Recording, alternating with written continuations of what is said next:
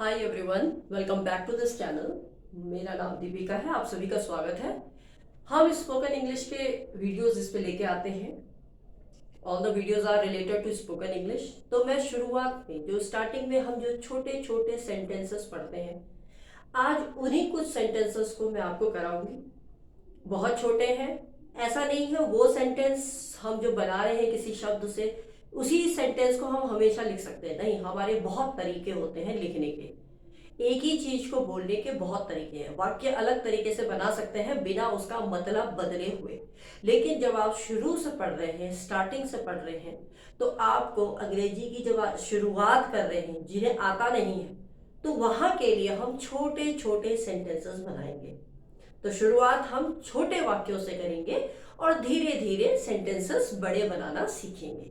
तो बिना देर किए स्टार्ट करते हैं अपना वीडियो और क्लास स्टार्ट करते हैं। इसमें सबसे पहला जो सेंटेंस है हम बोलेंगे इंग्लिश में, हिंदी में है, आपको इसकी अंग्रेजी बनानी है। आई नो बहुत से लोगों को आता होगा, लेकिन कभी कभी हमारे मुंह में शब्द नहीं आते, वो दिमाग में ही घूमते हैं। तो मुस्कुराते रहो, कहते हैं ना, अरे चाहे कुछ भी हो जाए मुस्कुराते रहो, कितनी भी कठिनाइयां आ जाए मुस्कुराते रहो। तो इसकी अंग्रेजी क्या है? Keep smiling, keep smiling. तो इसकी इंग्लिश बनेगी कीप स्माइलिंग। आप कभी भूलेंगे नहीं, कीप स्माइलिंग, अरे हंसते रहो, दुखी मत रहो, हंसते रहो, कीप स्माइलिंग। इसमें और कुछ जोड़ने की जरूरत नहीं है, उतना ही सेटिस्फैक्टरी है। सेंटेंस उतने को ही बता दे रहा है कि हंसते रहो, हमारा वाक्य खत्म। दूसरा है आखिरकार। कहते हैं ना, आखिरकार बड़ी कड़ी मेहनत करने के बाद आखिरकार मुझे मेरी सफलता मिल गई, मुझे सफलता मिल गई आखिरकार, अंत में, इवेंचुअली। इसका वर्ड क्या बनेगा? इवन। इवन मतलब लगातार कोई चीज करते रहे, इवेंचुअली। इवेंचुअली मतलब आखिरकार, भाई अब तो चलो भाई हद हो गई, अब तो कम से कम हमको ये काम में सफलता मिल गई, या हमारा ये काम पूरा हुआ। इवेंचुअली कहते हैं ना, धीरे धीरे आप इवेंचुअली अपनी पढ़ाई कीजिए, you will succeed. Eventually you keep on practising, the day will come when you will get success. Is that clear? तो आखिरकार, इवेंचुअली, भूलिएगा मत। नेक्स्ट है किसी भी कीमत पर।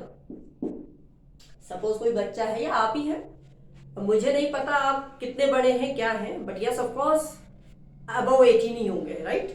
तो हर किसी का कोई डिमांड होता है। आपने कहा भाई किसी भी कीमत पर मुझे ये चीज चाहिए। सपोज आजकल तो बच्चों को बड़ा क्रेज है एप्पल का, फोन का, टेक्नोलॉजी, डिजिटल का। तो हर किसी का अपना अपना चॉइस है। तो हर किसी को होता है चाहे कुछ भी हो जाए, मुझे ये चीज तो चाहिए ही चाहिए।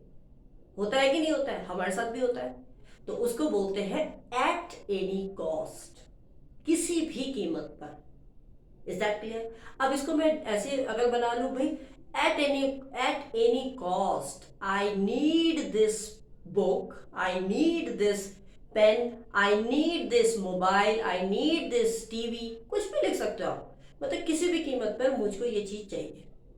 या आप कह सकते हो किसी भी कीमत पर मुझे अंग्रेजी सीखनी है। At any cost I have to learn English. तो वो वर्ड आ गया आपका, इंग्लिश में बना दिया आपने, किसी भी कीमत पर, at any cost. I hope it's clear to you. Next है घबराओ मत। घबराओ मत का क्या बनेगा? कहते हैं ना, जैसे कोई चीज गलत हो जाए या कोई चीज आए ना, तो इंसान होपलेस हो जाता है। इसको होपलेस भी कहते हैं। ऐसा नहीं है जो ये वर्ड्स लिखे हैं बस इनका यही मतलब है। वो क्या, अगर जब हम पढ़ते हैं तो एक ही चीज की कई कई तरीके से हम उसको लिख सकते हैं। वो धीरे धीरे प्रोसेस में आएगा, पर शुरुआत हम ऐसे करेंगे, राइट? तो घबराओ मत। आप सपोज पेपर दे रहे हो, आप घबरा गए, अरे भाई मेरे को तो लगता नहीं है, मैं टेंशन में हूँ, पता नहीं होगा कि नहीं।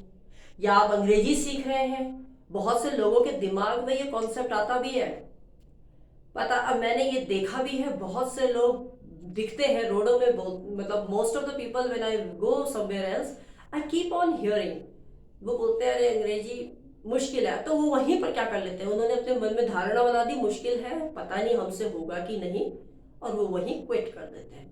The day when you quit never you will get up. तो यही बात है, तो घबराओ नहीं, don't panic, don't panic.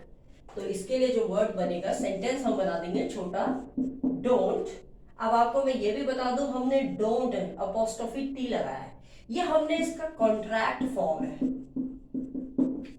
Contract का मतलब जानते हो, कोई भी चीज जब हमने कम कर दी, या हम इसको अगर कॉन्ट्रैक्ट में करें तो हम कह सकते हैं डू नॉट, तब डू लगेगा और नॉट लगेगा, तो हम वहां डू नॉट पैनिक भी बोल सकते हैं। हमने उसको छोटा कर दिया, इतना बड़ा कौन लिखे, तो हमने इसको छोटा कर दिया, हमने बोल दिया डोंट पैनिक।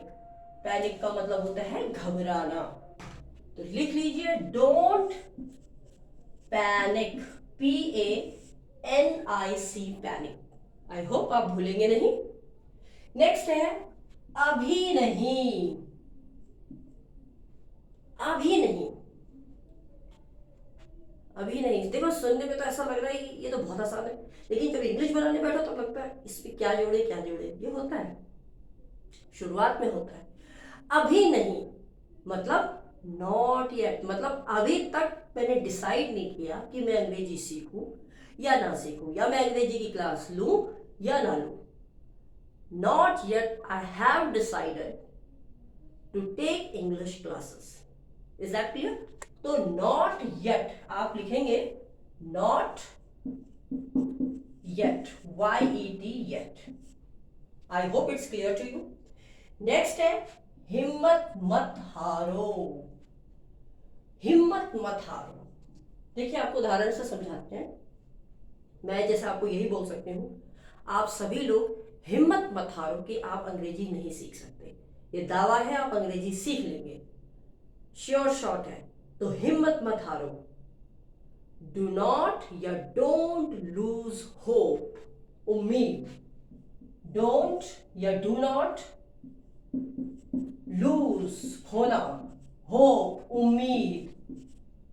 डोंट का मतलब नहीं, लूज का मतलब खोना, होप का मतलब उम्मीद, तो वही है ये हिम्मत मत हारो। उम्मीद को हम हिम्मत भी बोलते हैं। Is that clear? नेक्स्ट है मैं अविवाहित हूं। बहुत से लोग ऐसे होंगे जो ये वीडियो देख रहे होंगे जो अभी शादीशुदा नहीं है, तो आप क्या कहेंगे, बहुत से लोग बोलते हैं आई एम बैचलर, आप और भी एक चीज बोल